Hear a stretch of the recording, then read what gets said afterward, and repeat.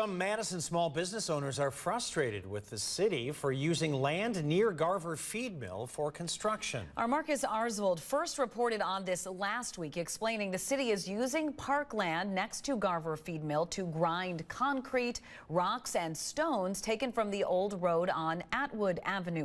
He joins us now. Marcus, the city says they handpicked the site next to Garver to save the city money. Right, Lee and John, but business owners say now they're the ones losing money. Tens of thousands of dollars. They say the site is bad for business.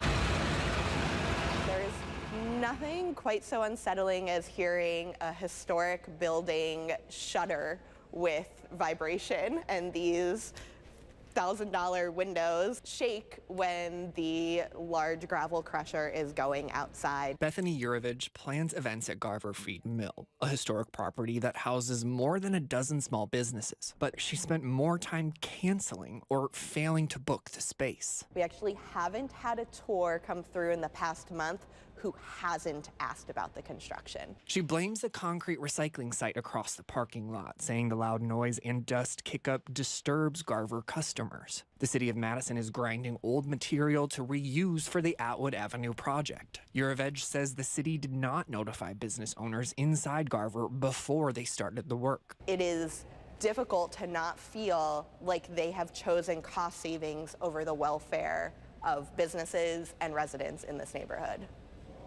And that sucks, being someone who works with the city a lot. We want a successful Garver. We want visitors to enjoy it. And there's obviously been some concern and disruption. Madison Park Superintendent Eric Knepp says the site saves taxpayer dollars in construction costs because of how close it is to Atwood Avenue. He plans to adjust where trucks pick up and drop off materials and look at putting screening around the fence to reduce dust kickup. I'd love to say we can solve all those issues and make everything work perfectly. I don't think that's going to be true.